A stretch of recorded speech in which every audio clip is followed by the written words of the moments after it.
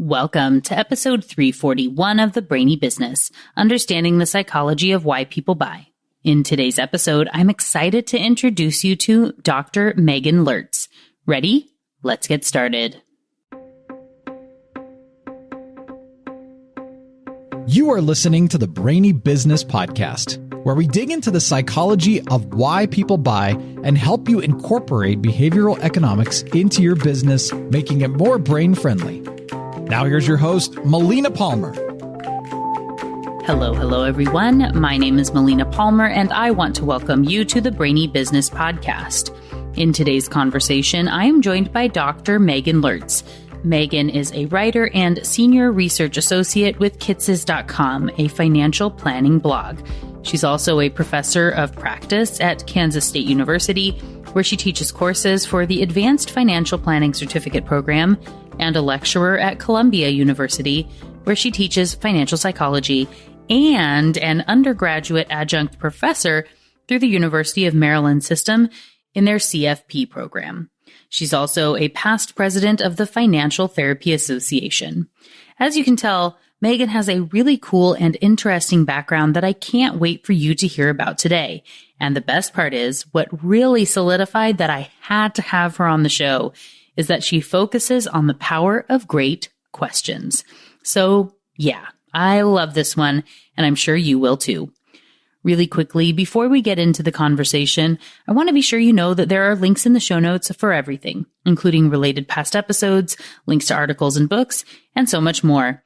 It's all within the app you're listening to and at thebrainybusiness.com/341. Now let's jump right in. Dr. Meghaan Lurtz, welcome to the Brainy Business Podcast. Hi, happy to be here. Yes. Happy to have you here. As we've said, we've become fast friends in our kind of intro calls. So I'm delighted to see you again and excited for everyone to get to meet you. And of course, thank you to our mutual friend, Mike Shine, for making the introduction. For everyone who doesn't yet know you, can you share a little bit about yourself, your background, and the work that you do? Yeah, it's interesting. I think it's interesting. So I kind of sit at the intersection of finance and psychology. And I mostly work with financial professionals, but I've also worked a lot with consumers of, people just trying to make decisions about their money and their life. And one of the things that I do the most with is communication skills. And how to talk to each other about such difficult topics. Money among many things is a very difficult thing for people to have conversations about. And so I have pretty much spent at least the past 6 or 7 years working on being a better communicator and helping others to be a better communicator when the stakes are high. Yeah. Well, I know that there are lots of people in the financial services space that listen to the show. For myself, I have a long history in that area as well. I worked in a credit union for 6 years and have ties to the industry and do a lot in that space too. So, we definitely know that, when you do the rankings and people ask least favorite topics, sometimes money is above death, and that's such a taboo sort of thing. And so it can be on investments, and it can be on savings. It can be about budget. It could be about all the things. Do you have some insight into why people hate talking about money? Yeah, I think just because it's connected to so many other things, if you say you're a saver, some people will look at that and say, well, you're stingy. And other people will look at that and say, oh, you're responsible. And maybe both of those things are true. Maybe neither of those things are true. When people talk about what they want to do with their money, or, the things that they buy with their money, when they talk about, people have a lot of shame about their money. And this can be whether you have a lot of it or have very little of it. And so I think it's difficult for people to talk about, not because of the thing itself, but for what the thing represents in our society. And I will say, I'm a military spouse. I move around all the time. This is a universal concern. I have yet to live in a country or in a state or around anybody worldwide that thinks like, oh yeah, I love to talk about money. Like few people feel that way. And so it's kind of a worldwide universal truth that money is a thing that we need, but money is not necessarily the thing that we love to sit around and talk about, much like, politics or, I don't know, intimate relations. Like, these are all, that's always like the funny, every once in a while, somebody gets a wild hair and they go out into the world and they go around asking people like what they do behind closed doors with their intimate partners, or they can share how much is in their bank account. And most people default to talking about what they do with their intimate partner.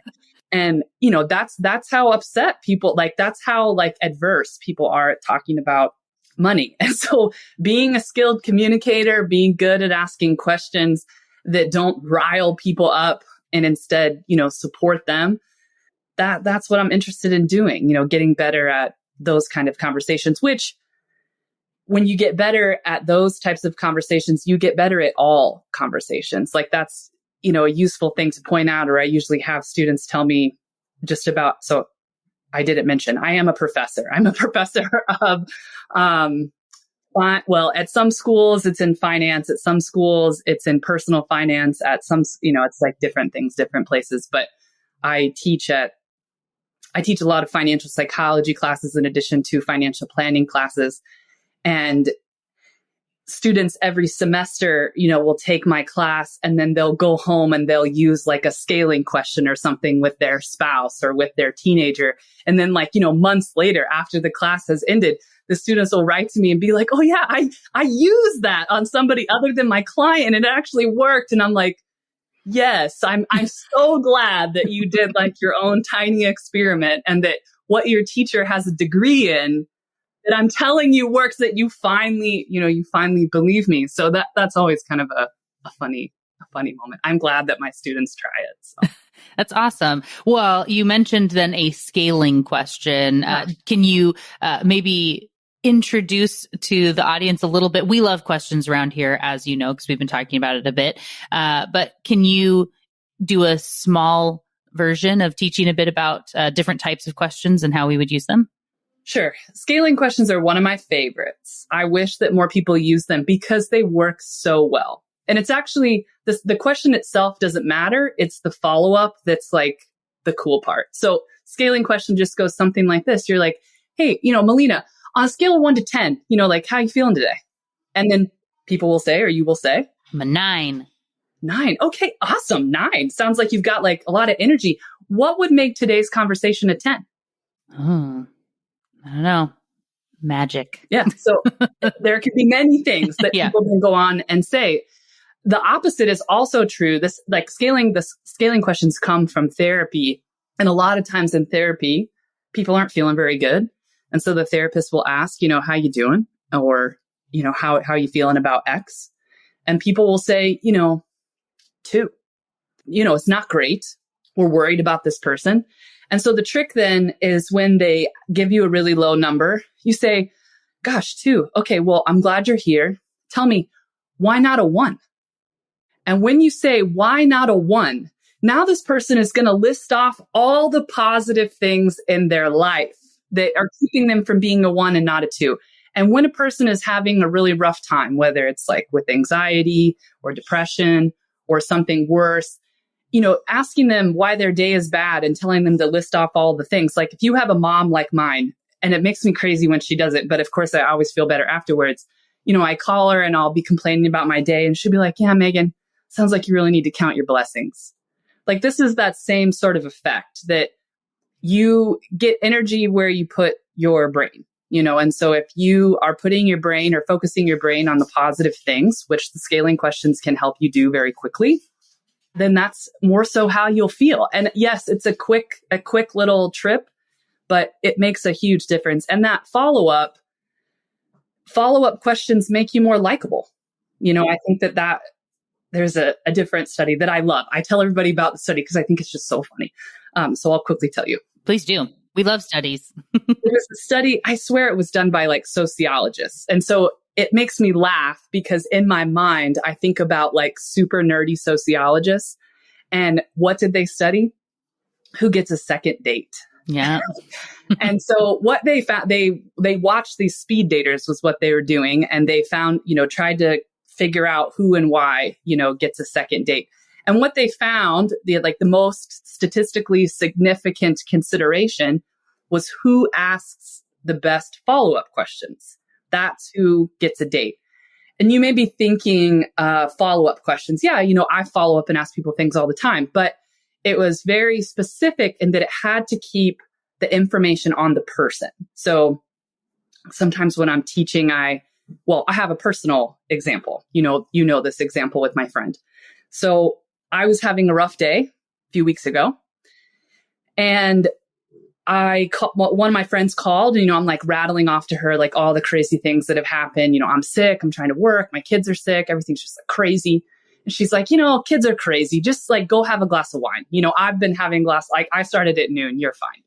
And, this is like a good thing, like a nice thing for a friend to say, like, she was trying to be supportive. But a couple hours later, my other friend calls, who happens to be a marriage and family therapist. Her name is Dr. Meghaan Lurtz. She works with me at Kansas State University. And I tell her, all the crazy things that are going on. And instead of saying, this or that, she says, tell me how you're coping. Sounds like you have a lot going on. And so it became about me, not about my friend who had also just started drinking because her life was also crazy. It turned into, sometimes it's easier to hear, a client, again, I work with a lot of financial planners. A client comes in, it's like, oh, I'm going to Italy. And the advisor's like, great, are you going to go to Rome? And the client's like, yeah, maybe I'm going to go to Rome. And the advisor's like, I've been to Rome. Okay. You ask that follow-up question to talk about you and right. your trip to Rome.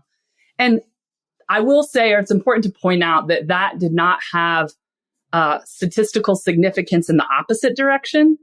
So it's natural as humans that we want to share our experiences. And if you ate at a really good restaurant, of course you want to tell your friend that, about that restaurant. So just think of that as like static, but then, the other way where like, oh my gosh, you're where are you going to go? And then they say Rome and you're like, oh my gosh, where are you going to eat? Like asking them lots of questions about their experience and plans. This builds connection. We know in the brain, like neuropsychological studies, that answering questions about yourself, stimulates that pleasure center, and it makes you feel more connected.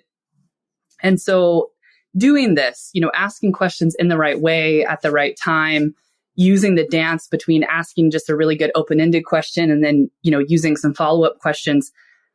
I love studying that and the impact that it has, on people's conversations. Yeah.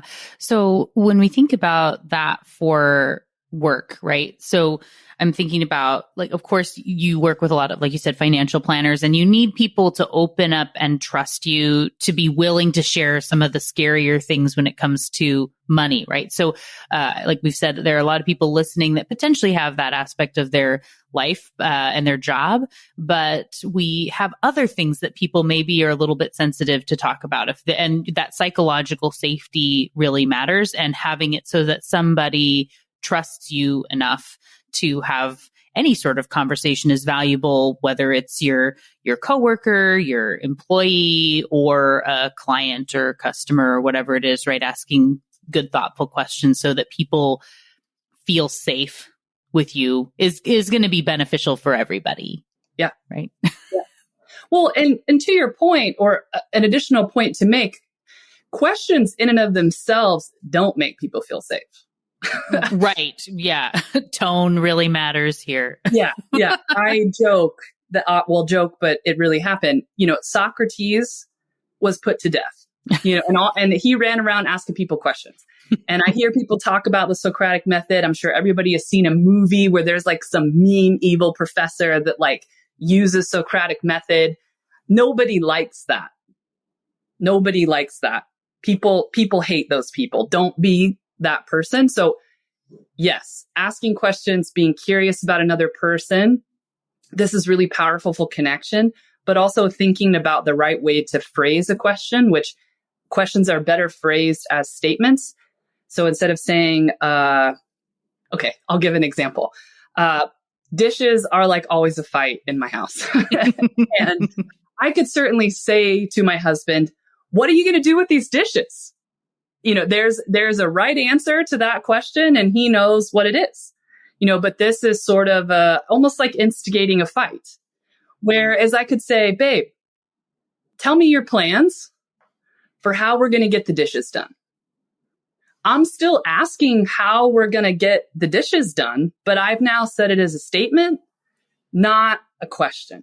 And this has a very different response, or will solicit a very different response in the way that my husband responds. Am I on his team or is this about to be super contentious? These small changes in how we communicate can make huge ripple effects in the way that people respond to us. Mm-hmm. It's interesting to you think about that type of a question-y statement thing. And like, when you say it that way, I feel like that may also come off like in my house. If I was to be like, so, hey, I see some dishes. You're going to tell me what's your plan? Like, tell me about the plan for these. Like, I feel like that wouldn't fly super well around here. So we have to find our right balance of stuff. And I think there's testing, right? Like a little bit of seeing and it's like what works for you. And you can see there's a way that you can say something that feels comfortable and someone can tell you're kind of comfortable, or if they can tell you're uncomfortable, then it's kind of feels weird. They don't want to answer. Right. Yeah. Oh yeah. I mean, any relationship or any conversation that you begin, you're 100% responsible for your 50%, so if you're coming in guns blazing about the dishes, it probably doesn't matter what you say. It's not going to solicit the best response, so thinking about what you want to say and preparing yourself, we're online right now, but, even just, are you standing? Are you laid back? Are you sitting, open posture, closed posture? What direction are you holding your body? There is a lot of our communication, they say 80%, that comes through nonverbal. And so if you look like you're ready for a fight, walk into the kitchen and you're feeling moving around like a boxer, and then you ask what's up with these. Yeah, this is probably not going to go well. And so just being, a little bit aware of yourself, even in a small way, can also, make a huge, huge difference. Right. We've talked with the kids before where child's like, hey, Melina, and you go, what? Is very different than, yeah. Right. Right.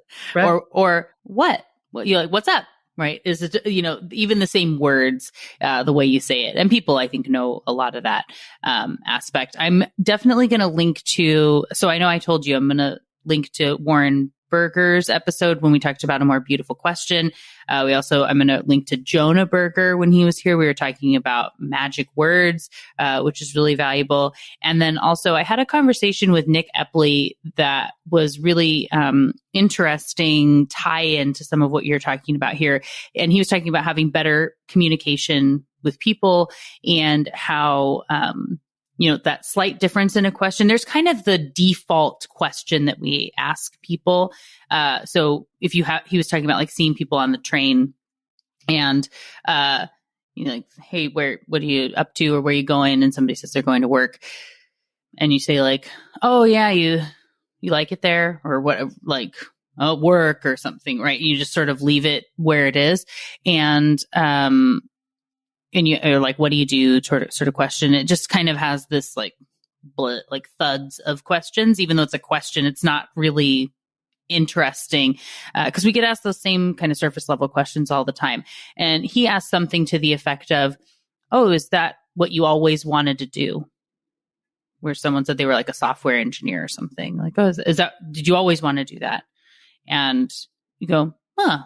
It's just, it makes you think a little bit differently and you get to this deeper level of connection when you ask that actually interested question. Like you were saying the thing about Rome, oh, I'm going to Rome. And you go, cool. What made you decide to go there? Or have you been there before? Or what are you most excited to do? Again, the helping let them talk because they obviously want to talk about the thing they brought up. in some way. Yes. This is a really, really good point. Okay. So I got this from a researcher who actually does interview research. And the book that she wrote is Listen Like You Mean It. And I'm going to pronounce her last name wrong, but her first name is Ximena, Xima, and her last name is Bengoechea, Bengoechea. And in this book, she talks about, her job is to get people to talk to her. And she talks about, there's always the facts that she envisions it like an iceberg where the fact is at the top. Then there's meaning. And then there's feeling. And these are like in the bottom of the iceberg. And yeah, a lot of times we ask questions where the first response is some sort of fact. Oh, where are you going? Work. And cool. When they answer like that, you to the point that you just made about, oh, is that something that you've always wanted to do? Whatever this work it is that you're going to, like what, that can get more at the meaning. And you can ask then another follow-up question about how does that make you feel? So like in the financial space, this happens all the time. You may have somebody come in and the financial planner says something to the effect of like, so, tell me about your financial ecosystem, just like, tell me about all your assets. What do you got? And maybe somebody's like, yeah, I've got 4 401ks. Why did they say that? Like, yes, I know I just asked a question about their financial ecosystem. I know that the fact that they're responding with is that they have 4 401ks. But are they telling me that because that feels like a lot and they feel confused? Like that it just feels like it's out there and they're not sure what to do? Are they saying that because they want me to be impressed? Are they saying that because that was just like, it's just top of mind for them because they've been thinking about rolling one over? Like people never say things just to say things. Like we're not just like bird bomb it and then like walk away.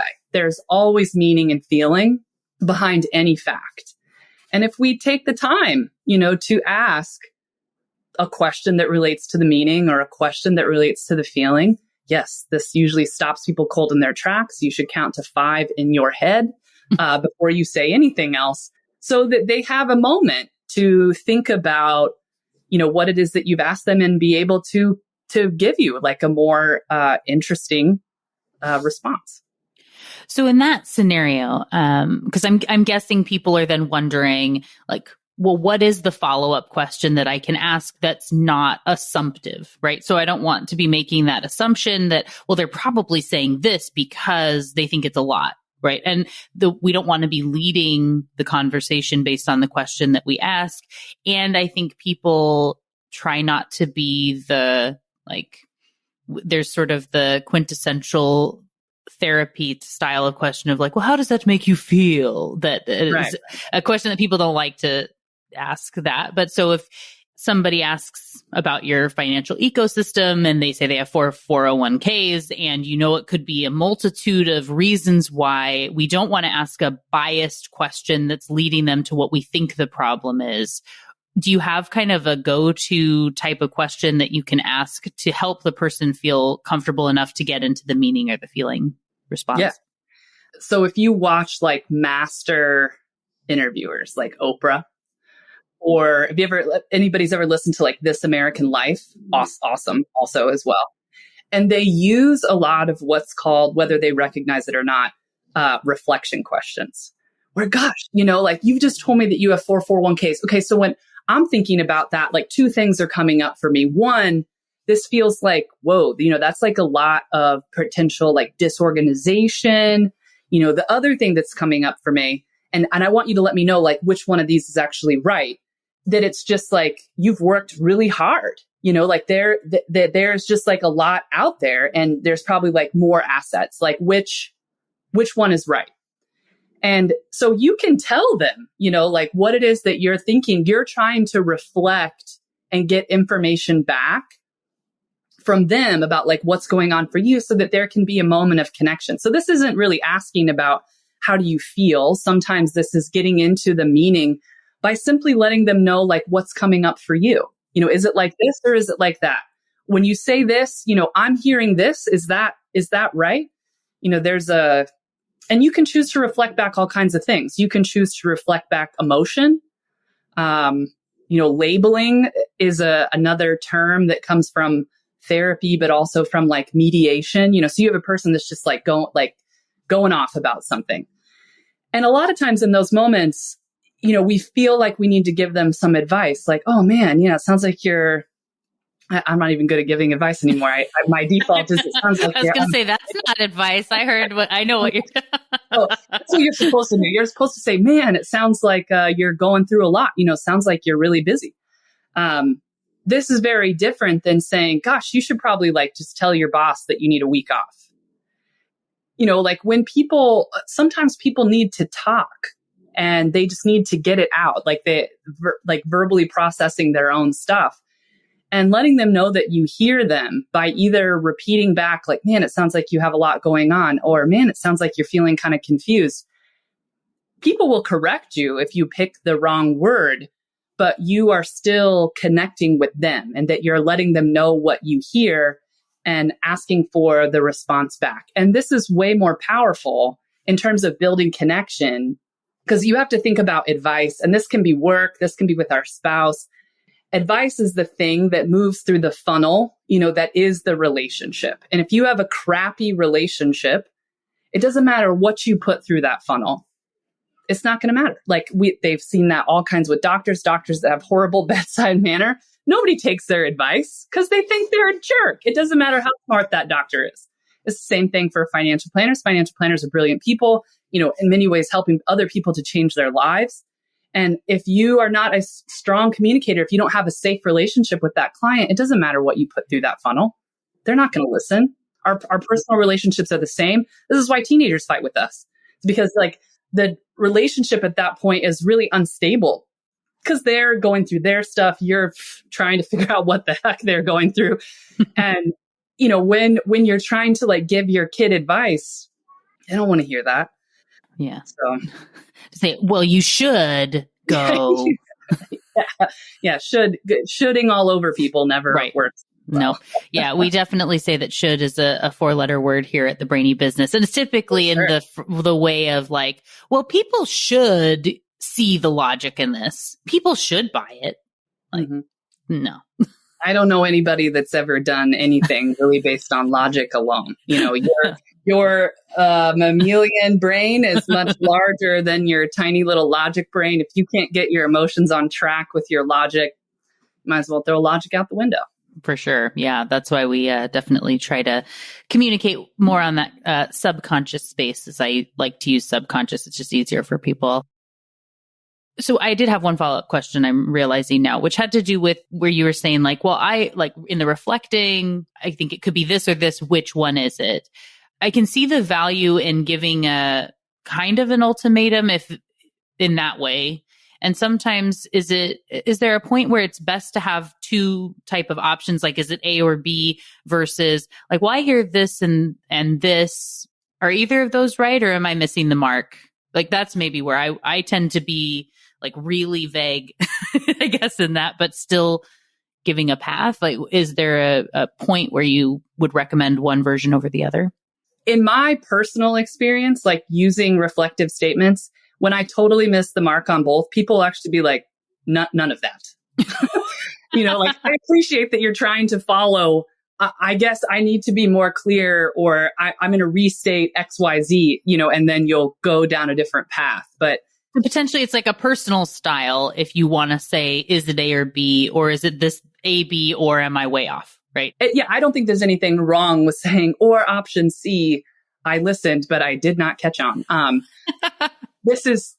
You can certainly say it. And that I don't think it's going to hurt anything, but I can think of examples of when I was like, is it this or this? And they're like, option F, and that's fine. You're still they still know you're trying to listen. They still know you're trying to follow along. And through the reflection and correction, because this is the other thing too, people might look at it as negative. I don't want to be wrong. I want A or B to be right so that they know I'm paying attention. But the thing is, people also don't like to give bad news. And so if a person is willing to say, actually, it isn't those things, this in some ways is a sign that they actually trust you. Right. Because they're about to tell you that you're wrong, which is not something that a lot of people have a lot of comfort doing. Yeah. So if you're able to solicit what feels like negative feedback in the moment, in many ways, this is a sign that you've been a good communicator. They are open to correcting you because they believe that you really want to listen, which is what you were trying to do anyway. Right. Yeah. That's, I think, too, for people understanding the point of a question, right? So sometimes it's not the answer to the question, but it's a question. Not every question's job is to be answered, and knowing that this question might be something that helps get us to a future point in the conversation. It's helping them to feel more comfortable. It's just, you can't be trying to get from like, nice to meet you, to like, tell me all about all of your financial decisions you've ever made in your whole life and how you feel about money from when you were a child or whatever. It's like there's too much that you're trying to have in those questions. So asking really good ones, and just even like you said, showing that you're listening and that you care is a really important aspect there for people to feel safe and everything. I want to make sure we have some time to talk about, you were sharing before we started recording about a study in the like value of human connection that comes with questions, and how questions actually can turn us into superheroes, which I would love if you could share a little bit about. It does take a few jumps to get there, but yes. I love it, but I'm making sure we're getting there by setting us up to go superhero. Yes, please. Yeah. So there's been research done, longitudinal research, where they looked at people who were like coming into a hospital, who've managed to like wound themselves, like maybe they've cut their arm open. I don't know. In my case, like trying to open a bagel or something. So they have they're hurt, and they come in, and one of the things that they ask is, how many close, positive personal relationships do you have? And what they found was that people that have a greater number of positive relationships in their life, they heal faster. There is zero reason that should necessarily happen. But what that says to me, and what that says to the power of communication, is that when we are good communicators and we love people and we allow ourselves to be loved, and we express that through positive communication, we become superhuman. Like we don't need, like I grew up in an era where like I had three brothers and they were like obsessed with like Wolverine, and he heals fast because he has like adamantium skeleton and like claws and stuff. Like you don't need that. You just loving other people and being a good communicator, and people loving you because you're a good communicator. This makes you superhuman.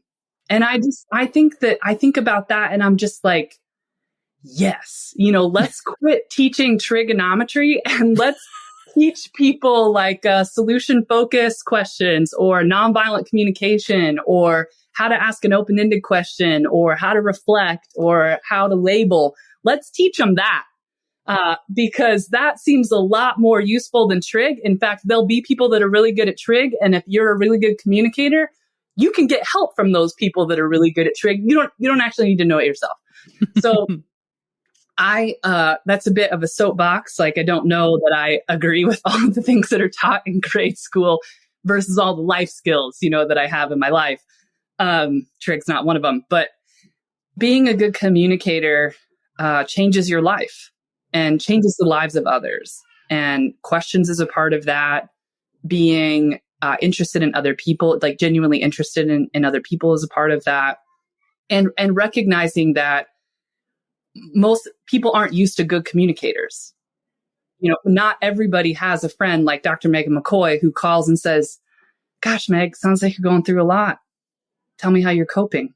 A lot of people have like my other friend who is a great friend, and a lot of us have people like, I love my husband, but he likes to respond to things that I say, like with advice. So he wouldn't have even said wine. He definitely wouldn't have said cope. He would have been like, maybe you should think about rearranging your schedule. And I would have been like, maybe you should think about a new wife. But that is like, beside the point. So how we respond to people, can build up our relationships, and just being open to that. And I encourage, like, my students, for example, if you've never experienced therapeutic communication, like, you don't have to go to a therapist because anything's wrong with you. You can go to a therapist anytime you want. And as a person that wants to know what it feels like to have a really good communicator in the room, try going to therapy.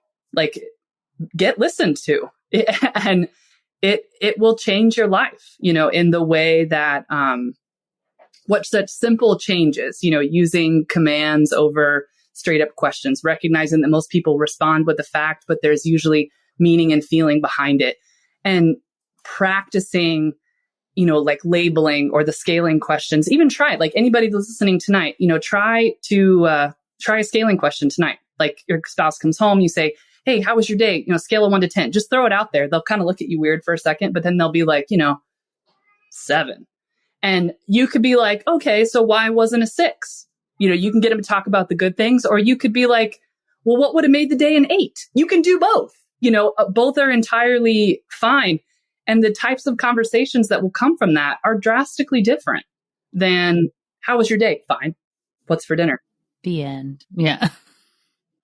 I love that. And I think that's a really great tactic that people can go try their scaling questions. Do you have any other, as we go to wrap up? So that was something to try with the spouse. I'm sure it works with, colleagues and things as well. But if we think about, for anybody that has, another type of question that maybe people could use, is there another kind of go-to question that people could test out? We'll just say at work if they wanted to try one. This one actually works probably better at work than it would work at home. And the funny thing, or the fun thing about this one, is that it doesn't actually require that you remember a question. This is more in how you use the pause and what you say back. So somebody maybe walks into your office and they're like, man, today's been crazy. And you just say, today's been crazy. And then wait 5 seconds. And they'll be like, yeah, like all this stuff is just piling up on my desk. And you're like, stuff's piling up on your desk. This is called mirroring, and you just repeat back what you say. There's lots of research that's been done on couples, and couples tend to do this naturally. Like, the ones that stay together for a long time, they mirror each other. They have the same speech patterns. They say similar things. We do this with our kids all the time. How often as a parent do you repeat back to your child? And sometimes when your kids too, like mine, and also goes relatively back and forth between Spanish and English, a lot of times you are really doing it to be like, what on earth did you just say? But this feels really good because it feels like I'm being listened to. And so it isn't even a question at all. It's just repeating back what you hear and then not saying anything for a little bit. So mirroring can be a really good one. Another one that I think works well, although people are pretty divided on whether or not they like it, is just to say, gosh, I'm really curious about that. Tell me more. You don't have to make it about anything. Just let it be about them. Just say, gosh, I'm really curious about that. Tell me more. It's a question, but it's coming in the form of a command. And it can, again, your spouse comes home, they say, oh my gosh, I've had like a crazy day. You can say, wow, like, I'm really curious. I'm curious about your day. Tell me what happened. What was so crazy? This is very different, but very, a very small change, not a difficult one to try. The other one that usually gets people going pretty good is labeling. Anytime someone just like tells you a bunch of stuff, you can say, wow, it sounds like, or I'm hearing you say, your inflection sounds to me like, and these are just great ways to let people know that you're listening and that you want them to continue. Yeah. My friend Kwame Christian, who has an extensive background in mediation, he hosts the Negotiate Anything podcast. He's amazing. He's written books about difficult conversations and everything. And he has his framework, which he calls the Compassionate Curiosity Framework. I'll link to his episode in the show notes. But in his labeling, one of his emotions that he's found as the most valuable one is to say frustrated. Like, I'm hearing that maybe you're a little bit frustrated. Is that right? Sort of response. And he said, like, frustrated is one that people typically are like, no, I'm not frustrated. I'm angry, which is like, whoa, it's even more than what I thought. Or no, I'm not frustrated. I'm just a little bit like stressed out about it. Like, but it's one like where it's neutral enough, but one that people want to adjust from. So I know that was a word that he had, he's found that in like mediation and stuff that ends up being a pretty solid word. But yeah. Mm-hmm. And recognizing that with questions, you can control in the sense of like, list your blessings. Like you can control where people decide to put their effort and interest. And I sometimes think that is an easy one that's overlooked. You have to be a little bit cautious. If someone comes in and they're just crying and you're like, tell me the 10 things that are great today, this is not going to work. But, I do think that we choose where we put our energy. And when we're with other people and it's a close relationship where we can encourage people to focus on something else or look at, the bright side of things, I think this can be very powerful. For sure. Definitely. Well, I'm all about that. And just being thoughtful in the questions that you ask and where you are hoping the conversation will go. And I would say too, just building on some of what you were saying there, I think there's value in being prepared and having an idea of the type of question you might ask. And there's nothing better than actually listening and getting interested in what the person is talking about and asking a question about them that you would actually like to know the answer to, like to help them to talk. I know Brian Ahern talks about this too, so I'll link to his episode. But his tip being, if you're going off of Cialdini's method of liking, right? And that you want people to like you. But the best way to get people to like you is to find out how you can like them and genuinely be interested and ask those sorts of questions because you really want to learn more. Like you said, people like to talk about themselves. So yeah, that's all pleasure centers in the brain. Like, you want someone to like you. Yeah. Get them to talk about themselves. Perfect. Well, for everyone who does want to learn more and to connect with you and ask all sorts of questions and get question asking tips, where would you recommend that they go to do that? I would say either Twitter or LinkedIn, which my Meghan is spelled pretty weird. So it's not too hard to find. Like my Twitter is literally like Meghan with an L, but Meghan the way I spell it. And I believe that my LinkedIn is the same. It's just like my name. So those are great places to find me and, send me like, oh, this happened, write about that. Or this, make sure you talk about that. Like I always get back to people eventually. So those are probably the best ways to find me and interact with me. Perfect. If you're really interested, I am a teacher at a few different places. Come take a class. Awesome. Well, we'll definitely link to it in the show notes so that people can find you and learn more and read your stuff and whatnot. So again, Meghan, thanks so much for joining me on the show. It was fun to think and talk about questions with you. Same. Thank you again to Dr. Meghaan Lurtz for joining me on the show today. What got your brain buzzing in today's conversation? For me, you know how much I love questions, and I love this perspective that Meghan adds about something that people traditionally hate to talk about, but where it's so important and can be really impactful if they are willing to open up. While I know how important this is for everyone who works in financial services, this is something credit unions, banks, financial advisors, and the like have been trying to crack for years. These insights also apply to anything else you may be working on. Every industry has its spots where people don't feel comfortable, where they might hold back.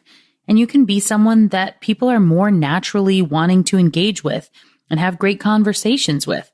And that's something that can help you advance in your career, whatever you do, as well as helping your clients, customers, peers, and employees to be more likely to succeed, which is awesome. Plus, superhuman healing powers? Yes, please. How are you going to use questions moving forward? Which type of question that Meghan introduced today are you most excited to try? Come share it with us on social media. I'm the Brainy Biz pretty much everywhere and Melina Palmer on LinkedIn. And as Meghan said, the spelling on her name's a little different. First name is Meghaan, last name Lurtz. So keep that in mind when you search. There are, of course, links in the show notes to make it easy, along with related past episodes and books, as well as a time-stamped summary of the conversation and more. It's all waiting for you in the app you're listening to and at thebrainybusiness.com/341. And thank you again to Dr. Meghaan Lurtz for joining me on the show today. It was a delight to chat with and learn from you. Join me Tuesday for another Brainy episode of the Brainy Business Podcast. It's going to be a lot of fun. You don't want to miss it. Until then, thanks again for listening and learning with me. And remember to be thoughtful. Thank you for listening to the Brainy Business Podcast. Melina offers virtual strategy sessions, workshops, and other services to help businesses be more brain-friendly. For more free resources, visit thebrainybusiness.com.